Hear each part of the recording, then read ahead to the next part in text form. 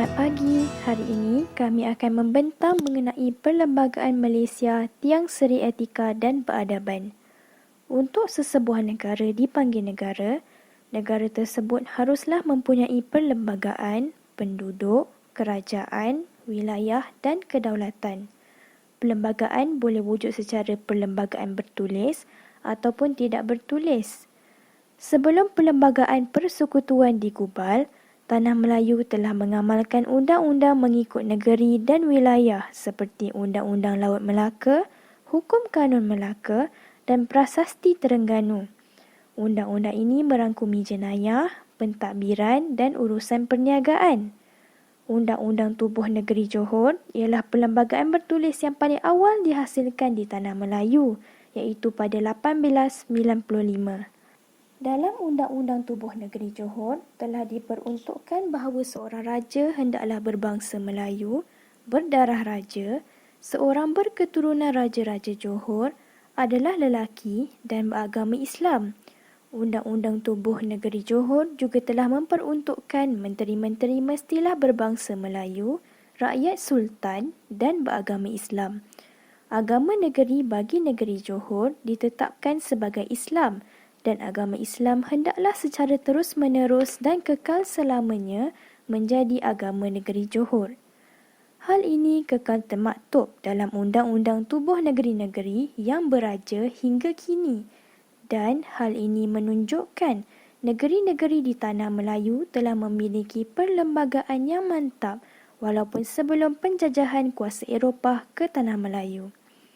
Tetapi hakikatnya, Undang-Undang Negeri-Negeri Melayu ini tidak boleh disamakan dengan prinsip-prinsip perlembagaan moden disebabkan nilai dan struktur masyarakat pada masa dahulu adalah berbeza dengan situasi masa kini.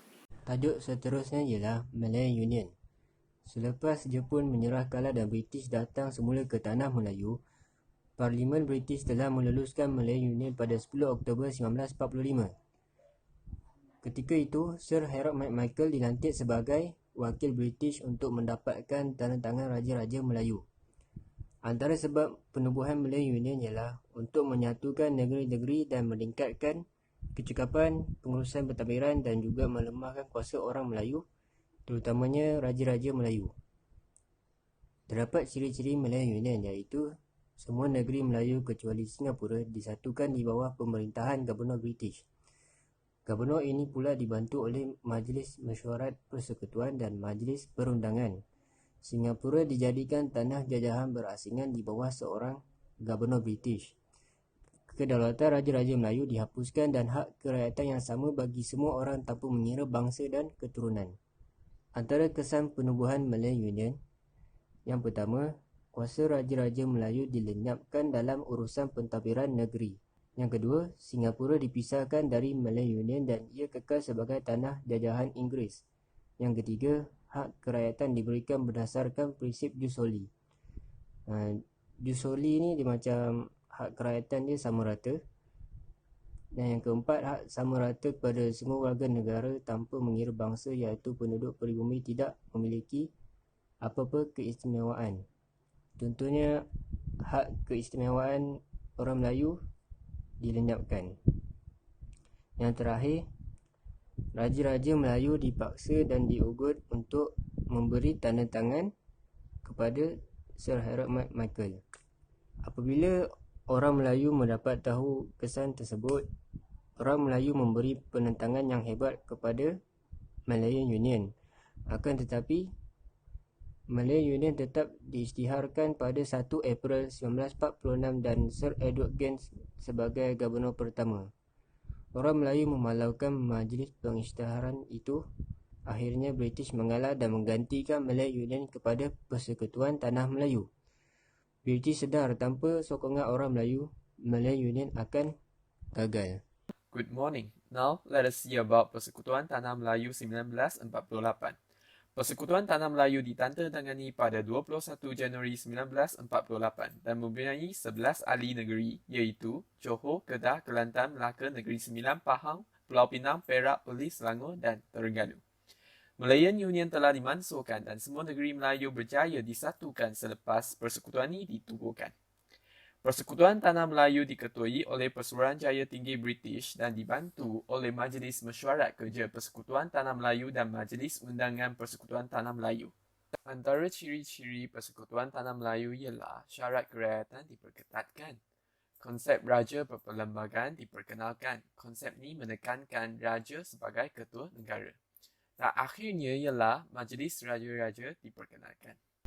Apa tu kesan penubuhan Persekutuan Tanah Melayu? Hak raja dan keistimewaan orang Melayu dikembalikan. Imigran diberi hak kerakyatan. Orang Melayu harap British boleh menyokong dan memberi bantuan untuk meningkatkan taraf hidup mereka. Akhir sekali ialah penentangan hebat daripada Parti Komunis Melaya dan lain-lain. So sekarang kita masuklah macam mana pelbagai kaum bekerjasama untuk mencapai kemerdekaan. Kerjasama antara kaum boleh dibuktikan melalui Pilihan Raya Umum 1955.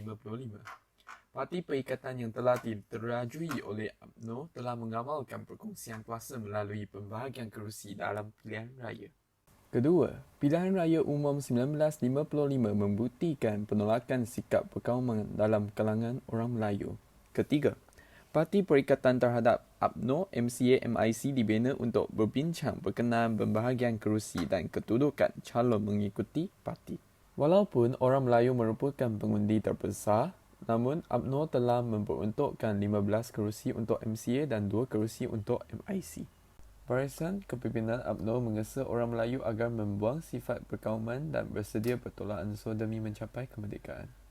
Akhirnya, mereka berjaya memenangi 51 kerusi daripada 52 kerusi yang dipertandingkan. Kemenangan dalam pilihan raya merintis jalan ke arah kemerdekaan. Kemenangan Parti Perikatan telah menubuhkan satu jemaah menteri. Tunku Abdul Rahman selaku yang dipertua UMNO dan pengerusi Parti Perikatan dilantik sebagai Ketua Menteri Tanah Melayu yang pertama dan Menteri Hal Ehwal Dalam Negeri. Beliau dibantu oleh 10 menteri lain iaitu 6 orang daripada UMNO, 3 orang dari MCA dan 1 orang dari MIC. Assalamualaikum and hi, saya Nurul Syakim.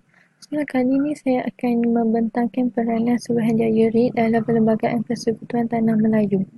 Suruhanjaya RIT ni dibentuk pada Mac 1956 untuk mengubah perlembagaan bagi Tanah Melayu yang memegang asas pemerintah demokrasi berparlimen. Dia dinamakan Suruhanjaya RIT sempena nama pengerusi dia iaitu Red Lord yang berasal daripada Britain. Suruhanjaya RIT ni ada 4 orang ahli iaitu Sir Evergenin dari Britain, Sir William Michael dari Australia, B. Malik dari India dan Hakim Abdul Malik dari Pakistan. Keahlian 4 orang ahli Suruhanjaya ni telah dipersetujui oleh Parti Perikatan dan diorang menjadi ahli Suruhanjaya RIT apabila dipilih oleh penjajah British. Okay. Untuk mengubah perlembagaan, ada beberapa faktor dan objektif yang diorang perlu tepati. So, faktor dia ada 5, iaitu yang pertama, pembentukan sebuah persekutuan dengan kerajaan pusat yang kuat. Yang kedua, pemeliharaan kedudukan, keistimewaan, kehormatan dan hak Raja-Raja Melayu. Yang ketiga, kewujudan jawatan ketua negara yang bergelayang di Pertuan Agong. Yang keempat, pemeliharaan hak-hak istimewa orang Melayu serta hak-hak yang sah milik kaum lain. Dan akhir sekali, pembentukan sebuah sistem kewarganegaraan yang seragam untuk seluruh Persekutuan Tanah Melayu. Okey, objektif yang diorang perlu tepati ialah mestilah ada peluang sepenuhnya untuk pertumbuhan sebuah negara yang bersatu padu, bebas dan demokratik. Yang kedua, mestilah ada kemudahan lengkap untuk membangunkan sumber negara dan mengekalkan serta meningkatkan taraf hidup rakyat. Okey, dalam usaha diorang mengubah perlembagaan ni, diorang cuba untuk mendapatkan pandangan daripada pelbagai pihak. Akhirnya diorang terima 131 memorandum yang diorang dapat dari parti-parti politik, Raja-Raja Melayu, Persatuan dan orang perseorangan. Memorandum yang diorang dapat ni diorang guna untuk merangka perlembagaan Tanah Melayu bagi memastikan kelancaran sistem pentadbiran. Okay. Antara 131 memorandum yang diorang dapat ni, memorandum yang paling penting sekali ialah memorandum dari Parti Perikatan sebab dia menggambarkan sikap tolak ansur yang dicapai oleh 3 kaum terbesar iaitu Melayu, Cina dan India. Akhir sekali, Pakatan ini dikenali sebagai Pakatan Uni, iaitu tolak ansur berkaitan had kerakyatan, agama Islam, bahasa Melayu, kedudukan istimewa orang Melayu dan bumi putera serta kedudukan Raja-Raja Melayu. Seterusnya, jawatan kuasa kecil dan perisytiharaan perlembagaan. Satu, jawatan kuasa telah ditubuhkan yang dianggotai oleh Parti Perikatan, Raja-Raja Melayu dan penjajah British. Tujuan jawatan kuasa ini ditubuhkan ialah untuk meneliti cadangan Suruhanjaya RIG, kemudian menyediakan kertas putih. Laporan mengumpulkan semua semakan dan penelitian terhadap laporan yang dikeluarkan oleh Suruhanjaya RIG. Kertas putih yang diorang sediakan tu akhirnya diserahkan kepada Ratu British dan Raja-Raja Melayu pada Februari 1957. Selepas itu, satu lagi jawatan kuasa ditubuhkan, iaitu jawatan kuasa kerja yang dianggotai oleh McGillivray berserta wakil dari Perikatan dan wakil Raja-Raja Melayu. Ahli lain dia ialah Ketua Setiausaha Kerajaan dan Peguam Negara. Akhir sekali, draft Perlembagaan Persekutuan diisytiharkan sebagai Perlembagaan Persekutuan. Selamat sejahtera Doktor dan rakan-rakan. Nama saya Samewa ingin menceritakan tentang gantungan perlembagaan. Seperti ahli kumpulan saya yang ceritakan sebelum ini, perlembagaan merupakan undang-undang yang tertinggi. Ini bermakna tiada sebarang institusi yang boleh mengatasi kuasa dan kedudukan perlembagaan. Dalam proses perkubaran perlembagaan, percubaan sebanyak 18 kali diadakan di Kuala Lumpur dan 13 kali di tempat lain untuk tujuan memunculkan draft perlembagaan. Draft terakhir perlembagaan disemak selama 2 hari dan tidak ada perbahasan mengenainya dibuat dalam Majlis Undangan Persekutuan. Apabila Malaysia dalam peringkat rancangan, Suruhanjaya Corp telah membuat show perlembagaan Malaysia, termasuklah Perlembagaan Tanah Melayu dijadikan asas Perlembagaan Malaysia, dan yang lain ialah nama persekutuan iaitu Malaysia, kedudukan istimewa kaum pribumi Sabah dan Sarawak dijamin, negeri Sabah dan Sarawak berhak memilih ketua negeri sendiri, dan bahasa Melayu merupakan bahasa kebangsaan. Tetapi, beberapa bantuan perlu dibuat untuk disesuaikan dengan kemasukan Singapura, Sarawak dan Sabah. Kerana Suruhanjaya Corp mendapati pandangan masyarakat Sabah dan Sarawak bahawa 1/3 daripadanya menyokong penuh perkabuhan tanpa syarat, 1/3 masyarakat menyokong dengan syarat dan jaminan, serta 1/3 masyarakat mahu kemerdekaan dahulu sebelum menyertai Malaysia. Tetapi, terdapat minoriti masyarakat tidak setuju dan ingin diperintah oleh kerajaan British. Jadi, bagi menyelesaikan masalah ini, jawatan kuasa antara kerajaan dibentuk mengandungi jawatan kuasa kerja, perlembagaan, kewangan, perundangan, perkhidmatan awam dan berurusan jabatan. Apabila pintaan dibuat, dia tidak hanya berkait dengan kedudukan negeri Borneo sahaja, tetapi dibuat melibatkan negeri lain. Di sini, apa itu Suruhanjaya Corp dan jawatan kuasa antara kerajaan? Suruhanjaya Corp merupakan Suruhanjaya yang dibentukkan pada tahun 1962 dan diketuai oleh Lord Corp.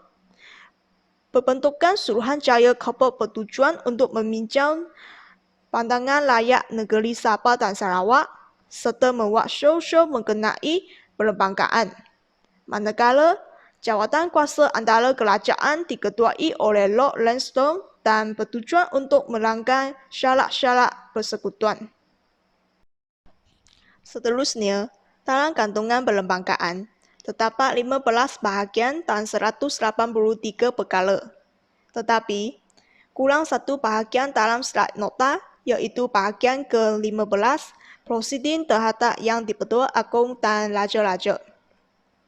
Yang pertama, bahagian 1 mempunyai 4 perkara iaitu nama negeri dan persekutuan, kemasukan wilayah baru dalam persekutuan, agama persekutuan, dan undang-undang persekutuan. Perkara yang pertama, nama negeri dan persekutuan. Malaysia ialah sebuah persekutuan dengan 13 negeri iaitu Johor, Kelantan, Kedah, Melaka, Negeri Sembilan, Pahang, Perak, Perlis, Pulau Pinang, Sabah, Sarawak, Selangor dan Terengganu. Dan 3 wilayah persekutuan iaitu Putrajaya, Labuan, dan wilayah persekutuan Kuala Lumpur. Perkara kedua, kemasukan wilayah baru dalam persekutuan. Perkara ketiga, agama persekutuan. Agama Islam sebagai agama persekutuan, tetapi agama lain boleh diamalkan dengan aman. Sebagai contoh, Malaysia merupakan negara berbilang kaum dan agama Islam ialah agama persekutuan, tetapi rakyat yang berbilang kaum dan agama saling menghormati agama dan berkongsi budaya antara satu sama lain. Perkara keempat ialah undang-undang persekutuan. Perlembagaan ialah undang-undang utama persekutuan. Undang-undang yang tidak mengikut perlembagaan adalah tidak sah. Bahagian kedua ialah kebebasan hak asasi. Yang pertama, perkara 5, kebebasan diri. Tiada warga negara pun boleh diambil nyawanya atau dirujukkan kebebasan dirinya kecuali menurut undang-undang. Sebagai contoh, perbuatan membunuh diri atau orang lain. Jadi, semua orang hargailah nyawa diri dan orang lain. Perkara keenam, pengabdian dan kerja paksa. Tiada warga negara pun boleh ditahan sebagai abdi. Sebagai contoh, dipaksa jadi buruh tanpa upah dan kebajikannya tidak terjamin. Perkara ketujuh, perlindungan daripada undang-undang jenayah yang berkuasa kebelakangan dan perbicaraan berulang. Tiada warga negara pun boleh dihukum jika perbuatan itu tidak menjadi kesalahan di sisi undang-undang. Perkara ke-8, sama rata. Semua warga negara adalah sama rata di sisi undang-undang dan berhak untuk mendapat perlindungan yang sama rata di sisi undang-undang dan tidak boleh didiskriminasikan dari segi agama, kaum, keturunan atau tempat lahir. Perkara ke-9, larangan wang negeri dan kebebasan bergerak. Tiada warga negara pun boleh diwang negeri atau ditahan daripada memasuki persekutuan. Semua warga negara berhak untuk bergerak dengan bebasnya di seluruh persekutuan dan bermanstautin di mana-mana bahagiannya. Perkara ke-10, kebebasan bercakap, berhimpun dan menumbuhkan persatuan. Perkara ke-11, kebebasan agama. Setiap warga negara berhak untuk mengamalkan agamanya. Perkara ke-12, hak-hak berkenaan dengan pendidikan. Tiap-tiap kumpulan agama berhak untuk menumbuhkan dan menyelenggarakan institusi untuk pendidikan kanak-kanak dalam kumpulan itu. Perkara ke-13, hak terhadap harta. Bahagian ketiga mempunyai 3 bab tentang kewarganegaraan secara kuasa undang-undang dan pendaftaran. Bab pertama, pemerolehan kewarganegaraan. Bab kedua, pentamatan kewarganegaraan. Dan bab ketiga ialah tambahan. Dalam bab pertama, pemerolehan kewarganegaraan terdapat 4 cara mendapatkan kewarganegaraan. Yang pertama, kuasa undang-undang, iaitu seseorang yang dilahirkan di Malaysia dengan salah seorang ibu atau bapa adalah warga negara Malaysia. Atau seseorang dilahirkan pada atau selepas Hari Malaysia dan seseorang dilahirkan di luar Malaysia dan bapanya adalah warga negara yang dilahir di Malaysia. Sebagai contoh, Ali dilahirkan di Malaysia dan kedua-dua ibu bapanya merupakan warga negara Malaysia. Cara yang kedua untuk mendapatkan kewarganegaraan ialah pendaftaran, iaitu wanita negara asing berkahwin dengan warga negara Malaysia dan bermanstautin di persekutuan selama 2 tahun sebelum tarikh permohonan. Sebagai contoh, seorang wanita berwarganegaraan India yang berkahwin dengan suaminya berwarganegaraan Malaysia dan bermanstautin di Malaysia selama 2 tahun. Cara yang ketiga ialah naturalisasi atau masukan, iaitu seseorang yang berumur 21 tahun dan telah bermanstautin bagi satu tempat tertentu dan berkelakuan baik serta mempunyai pengetahuan bahasa Melayu yang baik. Sebagai contoh, seorang jurutera warganegaraan Bangladesh telah bekerja di Malaysia selama 15 tahun dan mempunyai kemahiran bahasa Melayu yang baik. Cara yang keempat untuk mendapatkan kewarganegaraan ialah penggabungan wilayah, iaitu melibatkan penduduk wilayah Sabah dan Sarawak. Bab kedua, penamatan kewarganegaraan. Terdapat 2 kaedah. Yang pertama, pelepasan kewarganegaraan dengan syarat seseorang berumur 21 tahun sebenar akal dan mempunyai kewarganegaraan lain. Yang kedua ialah perwujudan kewarganegaraan, iaitu seseorang yang mentehaka terhadap kerajaan ketika peperangan dan membuktikan bahawanya tidak lagi taat setia kepada negara. Sebagai contoh, mentehaka kepada ketua negara, mencemarkan nama baik negara dan membocorkan rahsia negara kepada negara lain. Bahagian keempat, persekutuan mengandungi Bab 1, Ketua Negara, Bab 2, Majlis Raja-Raja dan Bab ketiga, Pemerintah serta Bab keempat, Banda Perundangan Persekutuan. Bahagian ini dijadi panduan kepada sistem kerajaan di Malaysia. Bahagian kelima, negeri-negeri, Raja Kabinet Jaminan Persekutuan dan Dewan Negeri. Raja dan yang dipertua negeri mempunyai hak dan keistimewaan masing-masing. Dewan Negeri berperanan sebagai badan perundangan negeri yang mempunyai kuasa mengubah undang-undang tertentu. Bahagian keenam, perhubungan antara persekutuan dan negeri.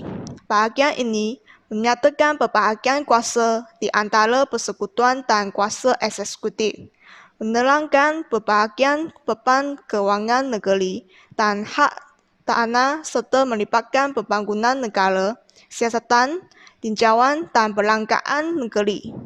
Bahagian ketujuh, peruntukan kewangan. Kerajaan tidak boleh mengenakan cukai atau membelanjakan wang kecuali melalui kuasa undang-undang. Bahagian ke-8, pilihan raya. Terdapat 4 elemen pilihan raya, iaitu pengundi, calon, proses pilihan raya dan bahagian pilihan raya.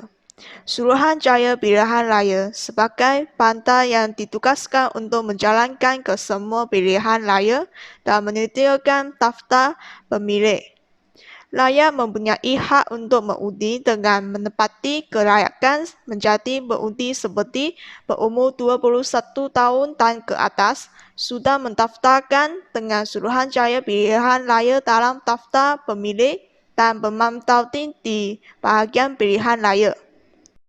Jadi, kita mahasiswa dan mahasiswi yang menepati kelayakan perlu melaksanakan tanggungjawab sebagai rakyat Malaysia dengan mendaftar diri sebagai pemilih dan seterusnya menjadi pengundi untuk mengundi dalam pilihan raya, supaya dapat meraihkan demokrasi dan menentukan masa depan negara. Bahagian ke-9, Kehakiman. Fungsi utama pada kehakiman adalah melindungi hak-hak asasi, mentadbir keadilan dalam kes-kes sivil dan jenayah, mengendalikan kes yang berlaku dalam khabar atau khabar terbang yang didaftarkan di Malaysia, berkuasa mentafsir undang-undang dan perlembagaan persekutuan, membatalkan undang-undang yang setakat mana bercakap dengan perlembagaan, serta menemakan undang-undang parlimen serta Dewan Undangan Negeri. Bahagian ke-10, Perkhidmatan Awam. Bahagian ini merangkumi anggota perkhidmatan awam yang berkhidmat untuk kementerian serta kerajaan persekutuan dan negeri. Bahagian ke-11, Kuasa Darurat.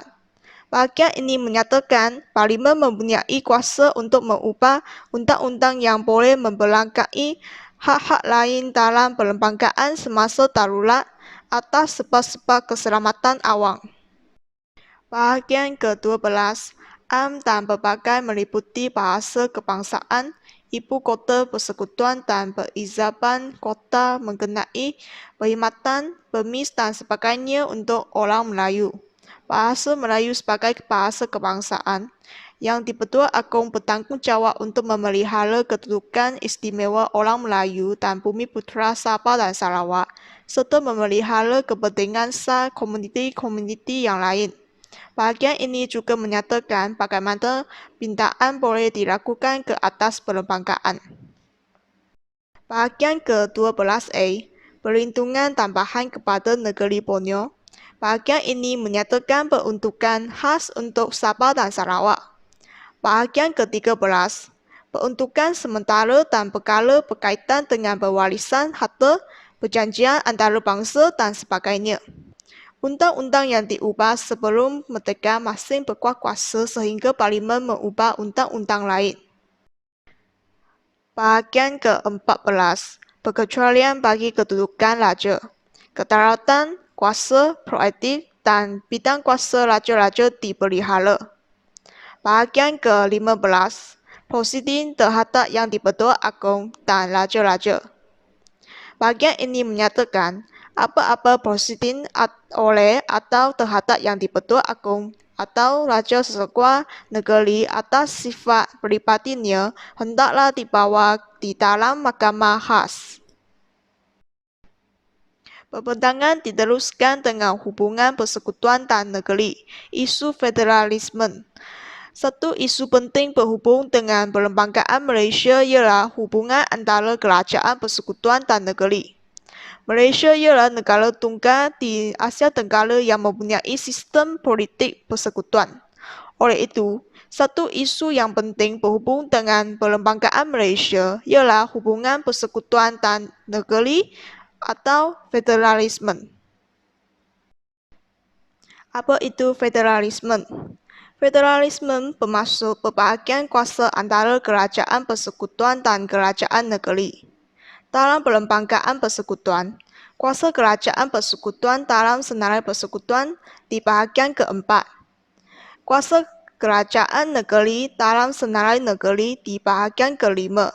Manakala satu lagi senarai iaitu senarai bersama pada bahagian keenam. Bagi sebuah negara persekutuan, biasanya terdapat dua tahap kuasa, iaitu kuasa negeri lebih kuat daripada kuasa pusat atau kuasa pusat lebih kuat daripada kuasa negeri. Dalam kes Malaysia, perlembagaan telah meletakkan kuasa pusat lebih kuat daripada kuasa negeri dalam soal kewangan. Misalnya, negeri biasanya bergantung kepada gelang kerajaan pusat. Negeri yang lebih maju dan banyak sumber asli biasanya mendapat gelang yang lebih. Dari segi politik, negeri-negeri tidak mempunyai kuasa yang kuat ke atas persekutuan kerana kuasa tertentu seperti hak ewan luar dan pertahanan dikuasai oleh pusat. Oleh itu, walaupun negeri dikuasai oleh pembangkang, krisis atau konflik tidak membolehkannya sampai ke peringkat keluar dari persekutuan, kecuali sekiranya dikehendaki oleh majoriti anggota parlimen seperti yang berlaku ke atas Singapura, ekoran timbulnya konflik mengenai pasaran bersama, perbahagian hasil, cukai impor, dan konflik antara parti politik dari segi undang-undang. Perkara 4.11 menyebutkan perlembagaan persekutuan sebagai undang-undang utama persekutuan, manakala perkara 75 menyebutkan undang-undang negeri jika berlawanan dengan persekutuan akan terbatal. Hal ini kerana perlembagaan persekutuan merupakan undang-undang tertinggi negara. Dia merupakan punca kepada semua undang sama ada yang sedia ada atau yang bakal diubah. Jadi, semua undang yang ada tidak boleh berlawanan dengan perlembagaan. Oleh sebab itu, undang negeri yang bercanggah dengan perlembagaan akan terbatal setakat mana yang bercanggah sahaja. Selain daripada itu, Yang di-Pertua Agong juga mempunyai kuasa mengisytiharkan darurat sekiranya terdapat kuasa negeri yang mungkin menentang kuasa pusat dan dianggap memunculkan keadaan tidak tenteram. Di sini ada sedikit kesilapan kerana dalam slide nota yang merujukkan jadual 6.1. Di sini, jadual 6 dalam perlembagaan ialah bentuk sumpah tak ikrar. Jadi yang betul ialah jadual 9. Dalam jadual 9, terdapat 3 senarai dalam perlembagaan yang menunjukkan bidang kuasa kerajaan pusat dan kerajaan negeri. Jadual 9 ini boleh merujukkan slide ke-19 nota yang Dr. bagi. Dalam senarai persekutuan, kerajaan pusat misalnya berkuasa ke atas hak ewan luar negeri, pertahanan, kewangan dan pendidikan, manakala kerajaan negeri berkuasa ke atas tanah, undang-undang Islam, pertanian dan perhutanan, merujuk senarai negeri. Selain daripada itu, terdapat bidang kuasa melibatkan negeri dan pusat, seperti kebajikan, sosial, dan beasiswa boleh merujukkan senarai bersama. Dari segi pemerintahan negeri, Sultan dan Yang di-Pertua Negeri adalah ketua kerajaan negeri. Selain daripada mempunyai ketua kerajaan, negeri juga mempunyai perlembagaannya sendiri. Kerajaan negeri juga mempunyai kuasa eksekutif, biasanya dikenali sebagai Exco yang bertanggungjawab ke atas pentadbiran awam negeri. Beberapa negeri di Malaysia mempunyai pengawal tadbir negerinya sendiri tanpa melibatkan pelantikan oleh pentadbiran awam kerajaan pusat. Kuasa membuat dasar dan undang-undang di peringkat negeri pula dibuat melalui Majlis Undangan Negeri. Sistem ini memungkinkan sekuar kerajaan negeri dikuasai oleh sekuar parti politik yang berbeza daripada kerajaan pusat. Bagaimanapun, terdapat saling hubungkan antara kerajaan pusat dan kerajaan negeri. Kemasukan Sabah dan Sarawak ke dalam Persekutuan Malaysia melibatkan hubungan antara persekutuan dan negeri. Dibandingkan dengan negeri-negeri asas dalam persekutuan, kedua negeri ini mempunyai kuasa autonomik yang lebih dalam beberapa perkara. Perkara-perkara yang terlibat ialah senarai perundangan. Dari segi imigrasi, negeri Borneo berhak mengenakan sekatan tertentu. Hak ewan tanah. Kuasa pusat berhak ke atas negeri untuk tujuan persekutuan, tetapi tidak di Borneo. Tanah lisan Melayu di Borneo, tanah lisan Bumiputera, Majlis Tanah Negara. Negeri Borneo tidak perlu mematuhi keputusan Majlis Tanah Negara, begitu juga Majlis Negara bagi kerajaan tempatan. Rancangan pembangunan tidak boleh dilaksanakan tanpa persetujuan Yang di-Pertua Negeri. Perkara-perkara lain ialah berkaitan dengan agama rasmi. Agama rasmi negara ialah agama Islam, tetapi tidak di Borneo. Kehakiman, Borneo mempunyai hakim tingginya sendiri. Bahasa kebangsaan bahasa Inggeris digunakan selama 10 tahun selepas kemasukan ke dalam persekutuan.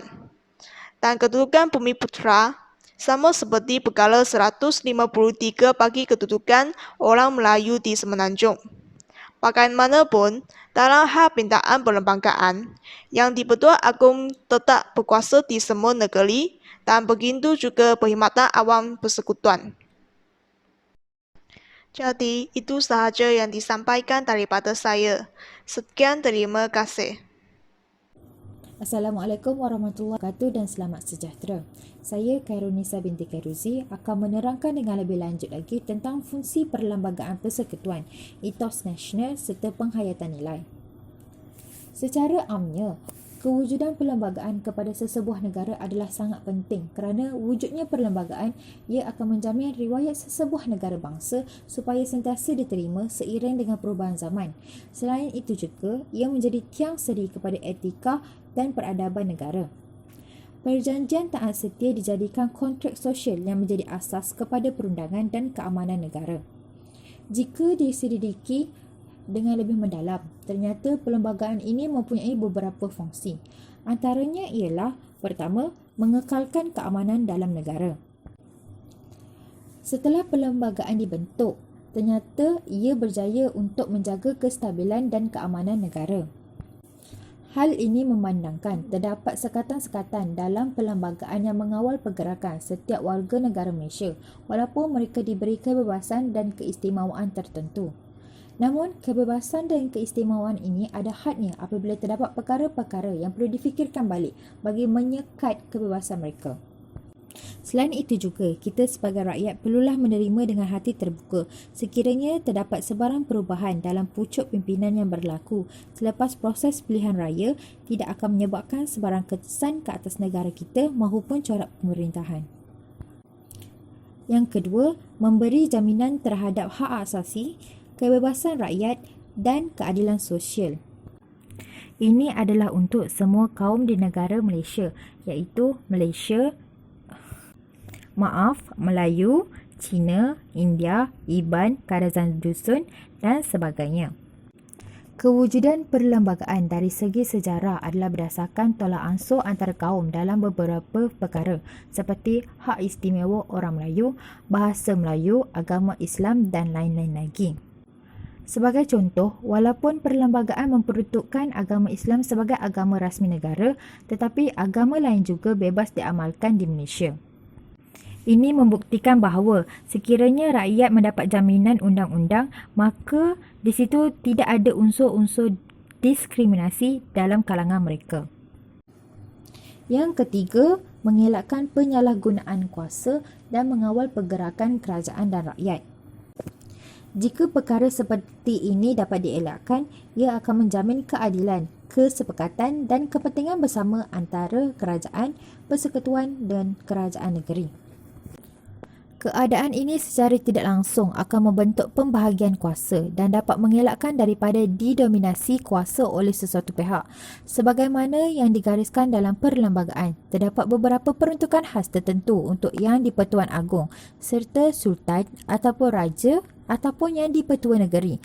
Dalam hal ini, walaupun baginda mempunyai bidang kuasa tertentu, tetapi segala tindakan mereka adalah tertakluk kepada perlembagaan. Akhir sekali, menjamin keutuhan dan kedaulatan negara. Perlembagaan Persekutuan telah menjadi undang-undang tertinggi negara dan menjadi rujukan utama dalam penggubalan undang-undang persekutuan dan negeri. Bahkan, sebarang masalah dalam penggubalan undang-undang ataupun rujukan apa-apa untuk hukuman terhadap seseorang warga negara adalah berdasarkan perlembagaan. Ini membuktikan bahawa dengan adanya perlembagaan negara, rakyat dapat berpegang kepada satu undang-undang yang diamalkan dan dihormati bersama bagi memastikan kewujudan sebuah negara yang berdaulat. Seterusnya, etos nasional dalam perlembagaan persekutuan. Etos ini merujuk kepada sifat ciri sesuatu bangsa, budaya, era yang benar-benar mencerminkan aspirasi, falsafah masyarakat dan negara kita. Unsur-unsur tradisi dalam perlembagaan persekutuan adalah unsur yang sangat penting kerana ia menjelaskan sepenuhnya tentang keunikan, mencerminkan aspirasi serta falsafah masyarakat negara kita yang mempunyai berbilang etnik, berlainan agama dan kepercayaan. Dalam konteks perlembagaan, unsur-unsur tradisi ini membawa maksud sistem tradisi yang merujuk kepada sistem yang wujud sebelum kedatangan zaman moden, iaitu sebuah sistem yang kesahannya bergantung kepada agama dan nilai-nilai asal lainnya. Selain itu juga, unsur-unsur tradisi ini mempunyai kontrak sosial yang meliputi bahasa, agama, kedudukan istimewa orang Melayu dan pemerintahan beraja. Bahasa merujuk kepada bahasa Melayu, manakala agama merujuk kepada agama Islam. Unsur-unsur tradisi ini memang diperlukan kerana ia telah wujud tahun sebelum perlembagaan diwujudkan pada tahun 1957. Ia juga berperanan dalam menstabilkan sistem politik negara dan laporan yang dibuat oleh Suruhanjaya Red menerangkan betapa pentingnya perlembagaan mengambil kira faktor-faktor sejarah, tradisi, ekonomi dan sosial yang wujud sebelum tahun 1957. Ia sepenuhnya dilindungi di bawah Akta Hasutan dan dianggap sebagai isu-isu sensitif yang dilarang daripada dijadikan isu perbincangan awam. Ia juga merupakan satu prasyarat dan permuafakatan yang telah disetujui dan diterima oleh orang Melayu dan bukan Melayu. Ini bermakna, satu, orang Melayu diberikan hak istimewa. Yang kedua, Islam dijadikan sebagai agama persekutuan. Yang ketiga, bahasa Melayu diterima sebagai bahasa kebangsaan sebagai prasyarat penerimaan hak kewarganegaraan oleh etnik bukan Melayu. Prasyarat ini menunjukkan bahawa pemimpin terdahulu telah menerima satu formula bagi menyelesaikan masalah yang wujud tanpa melibatkan konflik antara etnik di tanah Melayu pada ketika itu. Seperti yang saya nyatakan tadi, kontrak sosial meliputi pemerintahan beraja, agama Islam, bahasa Melayu dan kedudukan istimewa orang Melayu. Jadi saya akan terangkan pertama tentang unsur-unsur tradisi bagi pemerintahan beraja. Ia telah wujud dalam sistem sosial dan raja berkuasa mutlak. Selepas merdeka, ia berkonsepkan raja berperlembagaan di mana ia bertindak atas nasihat kabinet. Sepenuhnya dilindungi di bawah perkara 38 dalam kurungan 4. Yang di-Pertuan Agong memainkan banyak peranan. Antaranya ialah pemerintah tertinggi Angkatan Tentera Persekutuan, mengampun dan menangguhkan sabitan kesalahan di Mahkamah Tentera, berkuasa membuat perlantikan menurut perlembagaan, lambang perpaduan, menjadi pemelihara kepentingan dan harapan setiap etnik. Ia juga menjadi ketua agama bagi negeri yang tidak beraja. Ia juga melambangkan keadilan serta institusi perlembagaan bersifat Melayu dan Islam. Seterusnya, unsur-unsur tradisi agama Islam. Dalam unsur-unsur tradisi agama Islam ini terdapat perkara 160 yang memberi definisi Melayu sebagai seorang yang beragama Islam, lazim bercakap bahasa Melayu dan menurut adat istiadat Melayu. Yang di-Pertuan Agong dilantik dari kalangan raja-raja di negeri-negeri Melayu dan di dalam setiap perlembagaan negeri. Bagi unsur-unsur tradisi bahasa Melayu, perkara 152 iaitu kedudukan bahasa Melayu sebagai bahasa kebangsaan tanpa menafikan hak-hak bangsa lain menggunakan bahasa mereka. Ia juga melindungi bahasa-bahasa lain dan seterusnya memperuntukkan bahawa tiada sesiapa pun boleh dilarang ataupun ditahan daripada menggunakannya. Kerajaan juga berhak mengekalkan penggunaan dan pembelajaran bahasa lain dalam persekutuan. Ia dilindungi di bawah perkara 150(6)A dalam keadaan darurat. Ia juga menjadi perkara 10 dalam kurungan 4, perkara sensitif.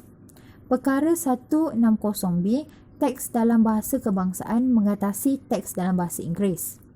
Bahasa kebangsaan ini menjadi alat perpanduan tanpa menggugat bahasa ibunda lain.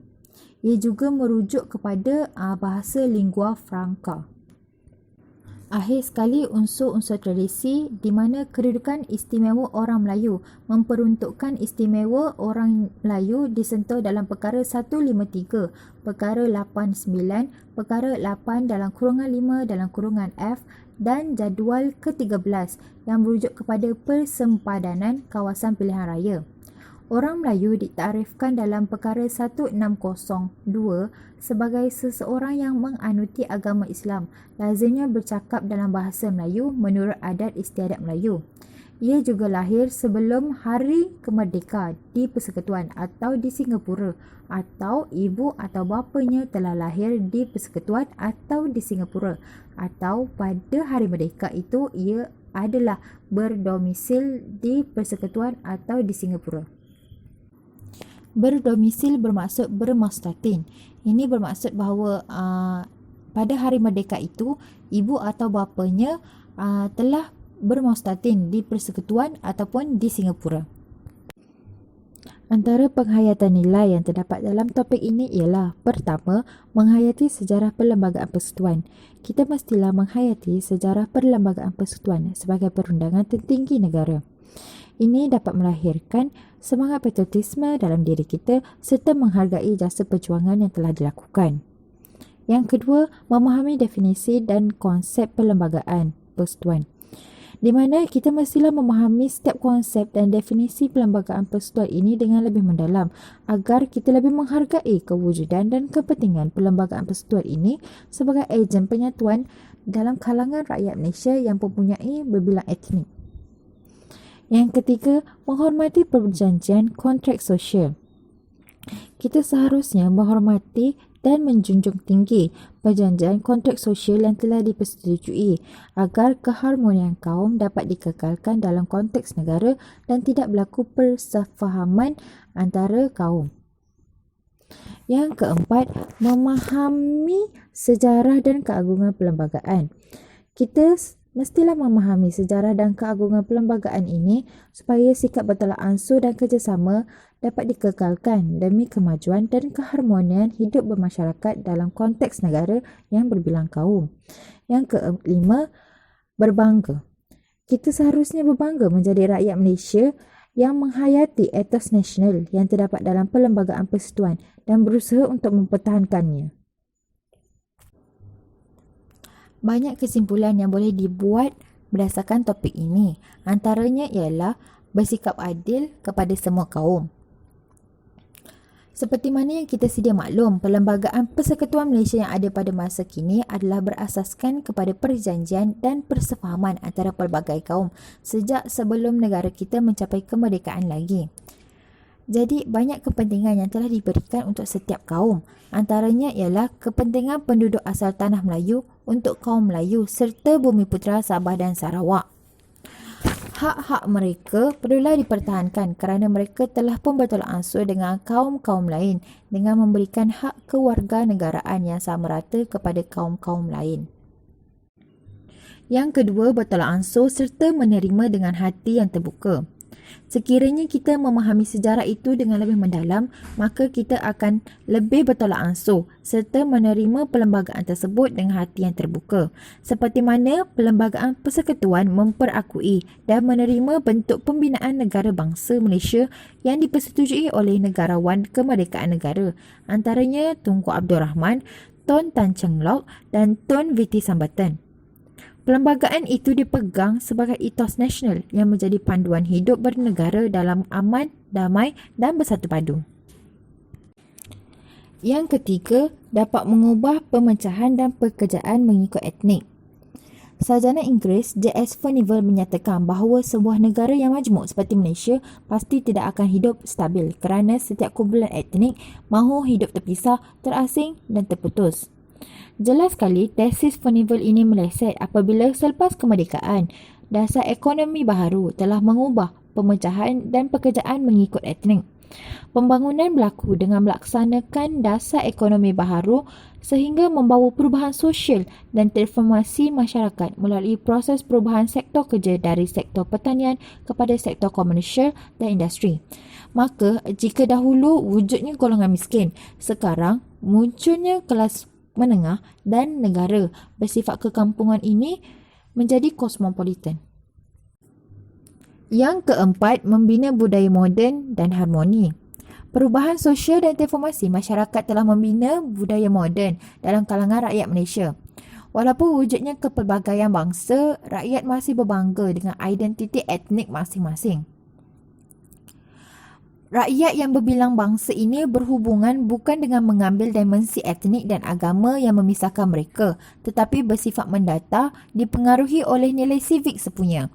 Keadaan ini menggambarkan bahawa masyarakat Malaysia hari ini bukan sebuah masyarakat majmuk, tetapi sebuah masyarakat yang rencam. Kajian juga telah menunjukkan bahawa kesepaduan sosial dan etos bangsa terbina dengan baik di negara ini. Keharmonian ini telah menstabilkan negara sehingga kemajuan negara terjamin. Akhir sekali, berbangga dengan negara sendiri.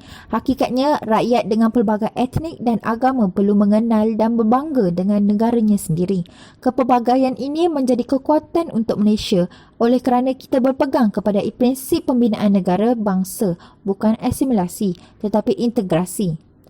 Maka rakyat Malaysia lebih cenderung untuk berbincang dan berunding dengan setiap lapisan masyarakat untuk mencari persetujuan dan mufakatan.